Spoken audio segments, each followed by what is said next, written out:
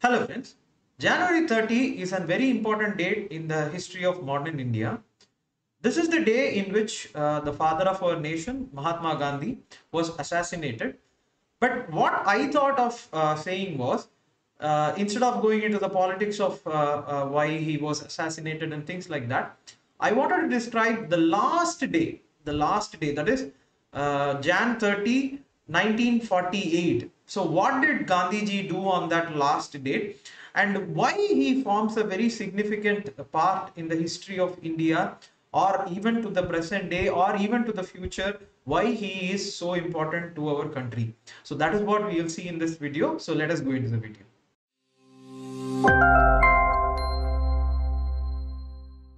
So what happened on Jan 30, 1948 was Gandhiji wakes up at 3:30 a.m. So he usually wakes up very early, and then he goes about his activities and then a small prayer, and he usually has water and little bit of honey and lime juice, and that is the morning drink that he has, and takes a little bit of nap as well.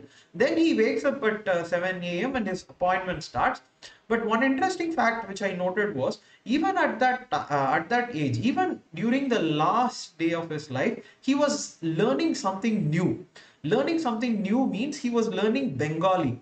The language that he was learning at that time was Bengali, and this fascinated me really a lot, because even today we feel that we don't have the time necessary for learning something new. We think that we have become very old, or this is not for us. But even at that age, even amongst all his works and commitments and meetings and things, he learns something new. And then the point is that he takes a little bit of, he reads the newspaper and has a small nap. After that, he starts meeting people. He starts meeting a lot of people from Congress workers, people who have been affected by many of the problems which were happening at that time, social workers, people who were going to different countries, they were coming and meeting. And he had some author historians meeting. If you see this, even on that last day, he had a jam-packed schedule of meeting people, and he was learning things as well. And then he meets the most important person comes at around 4:30 p.m. At around the evening 4:30 p.m. Sardar Vallabhbhai Patel comes, and that is when there is an important discussion which is going on, because at that time there would be a rift between Nehru and Sardar Vallabhbhai Patel, and that is what is being ballooned into a huge gap today. But it was not a very huge gap. There was a disagreement between them and between the cabinet, and Gandhiji was the person who was who was in between these two people. And Sardar Vallabhbhai Patel came at 4:30 p.m. and Gandhiji was asking him to compromise, or he was not asking him to compromise. He was asking for both of them to make up, because it was for the future of India. Both of them had to make up, and they had to work collectively towards the development of the country. But there was an argument, and then Gandhiji was getting late. So he usually has this week or evening prayer in this Birla house. This Birla house, I have been to this place. If you clear this examination, you would be, or people from Tamil Nadu, they would be staying in Tamil Nadu house. It is very near to that house, and it is very near to the place Dolpur house, the interview hall where we will be getting our interviews in civil services. This place, Birla house, is very near to that. And I happened to go to that place and visit that place, and that path that he walked, they have marked it even now, the path from which he starts at 4:30 p.m. and he says, Sardar Vallabhbhai Patel, that see, he will come back again. He'll come back again and sort it out, because after the prayer, Nehru was supposed to come. So Nehru was supposed to come, and then he thought they will, or he will make up both of them, and the activities will go about in the same way as they have been happening. But what happened was, so he starts walking, and his two niece. So there will be two niece. They will be Manu and Abha. So you would have seen the photos as well. So he would be walking, and the place is, even today, the walking place has been marked even today. If you go to Delhi, you can see that. And then he goes at around 5:15. 5:15 he steps. There will be in Birla house, if you see, there will be a garden. So you will have to walk outside, and you have to go, and there will be a huge garden like thing, or a meeting ground. and you have to get up the steps. So once he gets up the steps, a person immediately comes in front of him, and the niece, Abha and Manu, they stop him. But what happened was, you definitely know what happened. At around 5:50, that place is marked. So the place where Gandhiji finally breathed his last words and last thing, or last prayer that he did for the country's betterment, has been marked. You can very well check when you go to civil services interview. I'll ask everyone to go visit that place. It is a very important place. So this is how the day ended. But as you might be aware, after that, the politics is different. But what I wanted to say was, where did I read this book? Means I wanted to talk about a book, and this is the book which I used, this is the book which I used for telling this story. Ramachandra Guha. There is a book, India Before Gandhi. There is a book that for civil services we will have. This is a huge book. It's a 1,000-page book. Gandhi, the years that changed the world. Ramachandra Guha is a very wonderful writer, and I happen to have been very fascinated by the books that he writes. And one time I met him, or not met him, I watched this. He had spoken on Gandhiji is important before this book. Before this book, I happened to be in a meeting where he spoke, and he spoke wonderfully. And then what I did was, I started collecting all the books that he had written. By Ramachandra Guha, I started collecting all the books that he had written. So if you see, this is Gandhi before India. That is, this book talks about from the birth of Gandhiji till 1915. And this book talks about Gandhi, that is Gandhi, the years that changed India. This is 1915. So if you see 1915 or 1914 to 1948, till the last day he was there. If you, that is the point. He comes to India at around 1914 or 1915. That is what we celebrate now as Pravasi Bharat Divas. And Ramachandra Guha, I have to tell, and I have to pause and talk about Ramachandra Guha a little bit, because this historians of India, very huge stake in the in our country's history is what I feel. Then I started reading everything that Ramachandra Guha had said. This is Ramachandra Guha's Savaging the Civilized. And this is about Vernier Elvin. And if the picture is not there, but inside the picture is there. This is Vernier Elvin. If you see, this is the topic, very important, Savaging the Civilized, important for civil services anthropology. There is in second paper, we have a very important topic where we talk about Nehru gave Panchashil for the India-China relationship. But there is a Panchashil for tribal relationship. And that Panchashil was given by none other than Vernier Elvin. And how this developed, and how Vernier Elvin was close to Gandhiji, that everything is here. It is clubbed and together. It is a wonderful story written by Ramachandra Guha. And these books, and these were not the only books. And this is Mahatma Gandhi, My Experiments with Truth. This is also a wonderful book about Gandhiji. And this is the first book that I read, The Men Who Killed Gandhi. This is the first book that I read when I started my preparation in 2009 or 2010 or something like that. So first time I started reading a book, and this is Freedom at Midnight. Here also a lot of anecdotes about Gandhiji are given, and this is what I used for telling this story right now. But if from reading all these books, you may have some disagreements between the philosophies of Gandhiji, and you may think that what he has done for the nation or something like that. But reading all these things, I understood that everyone is faulty. Everyone has faults. Even the God, even if you think about it, gods of this universe are faulty. And this man, this man was also in a way faulty. There are instances, for example, there are instances where he does not treat his wife. So he does not treat his wife well.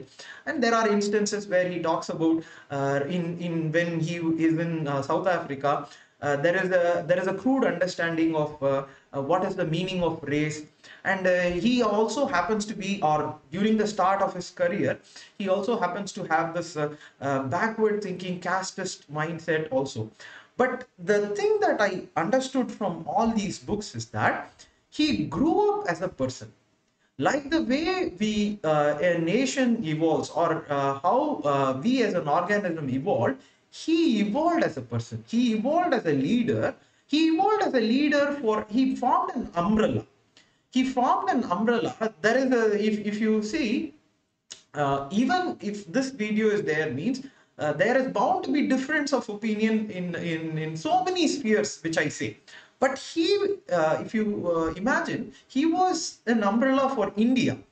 India is not a small country, and we had so many powerful leaders, so many population, cultures, different languages, different problems, different religions, different kinds of people giving different suggestions.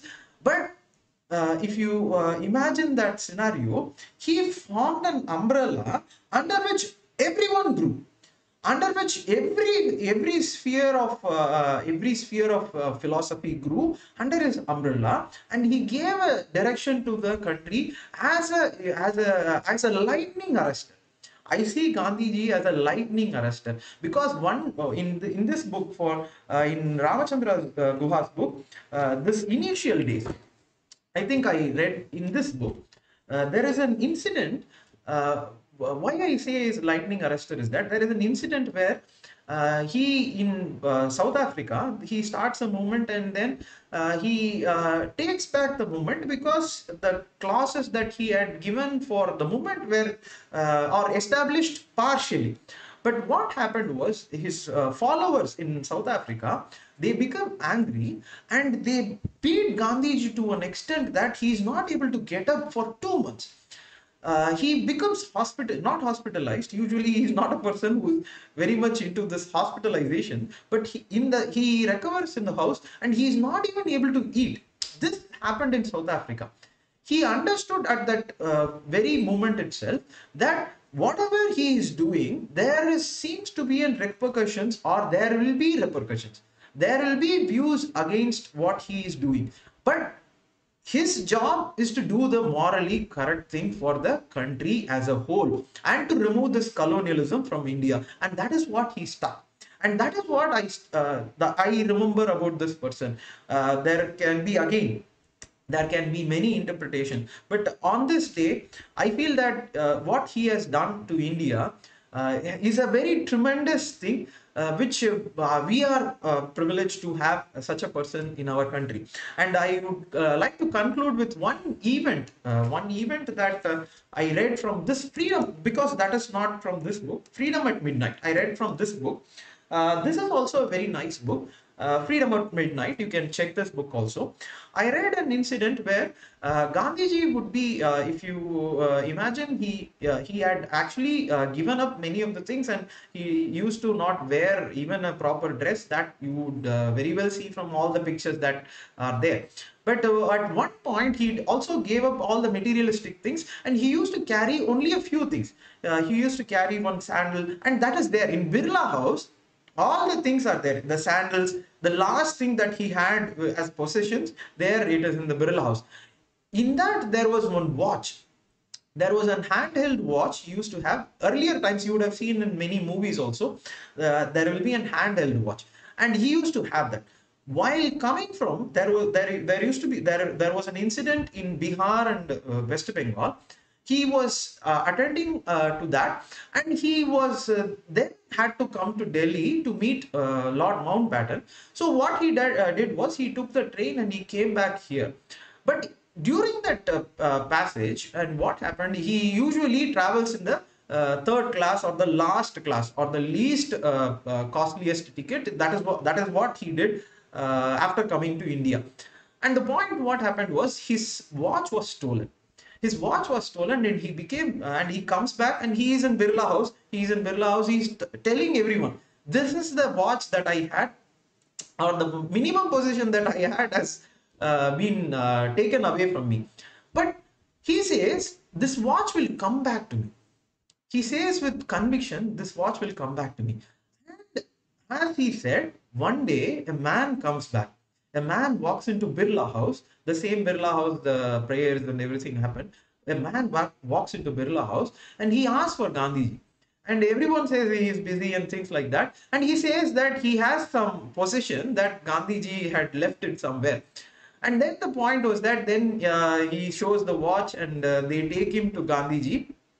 Usually, if something we as a person, if somebody takes something away from us, we become so angry, so mad. But what in the book it is describing is that he becomes like a child. He takes the watch and he starts showing to everyone. He starts showing to everyone, saying that, see, I told you this watch will come back. There is a pure soul in everyone's heart. They will be finding the truth in themselves, and this will change their attitude, and they will be thinking about only love and not any bad things, is what he meant.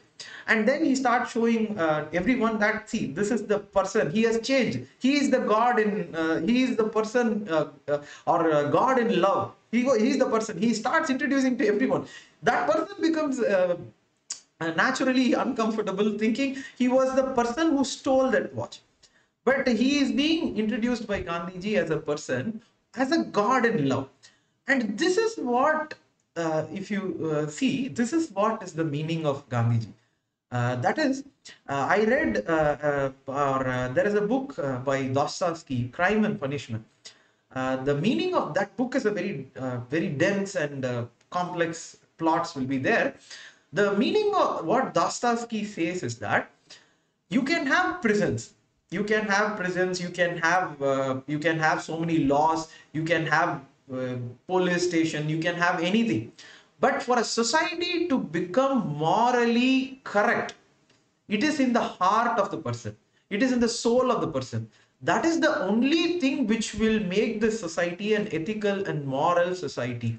And that is what Dostoevsky says. That is why Gandhiji would say God lives in the heart of every man. You have to find God in that heart. You have to find the truth in that heart. Only when you find that truth, you will reach the universe, is what he says. And that is the end of this story which I wanted to say. And to end this whole thing, I feel Gandhiji is like a river. That is what I feel. Gandhiji is like a river which took us to this ocean, which is the independence.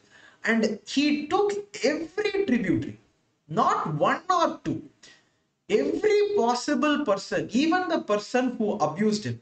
He took along that tributary, rivulets, he took along everything along with it. Everything like a majestic Gangetic river, or the Kaveri river, into that ocean, into that independence, is what he directed our country. And that is what we see today as well. And that is why we should remember him on this day. This might be a very sad day for modern independent India, but I feel that this is what, or this is how a person who has done so much for our country should be remembered. I hope you will look into all these books that I showed, and I would hope this video was useful. Thank you for watching this video, and please like this video, share this video, and subscribe to Minds of Aspirant channel. There is a Minds of Aspirant Telegram group as well. You can click and you can subscribe to that as well. Thank you and have a good one.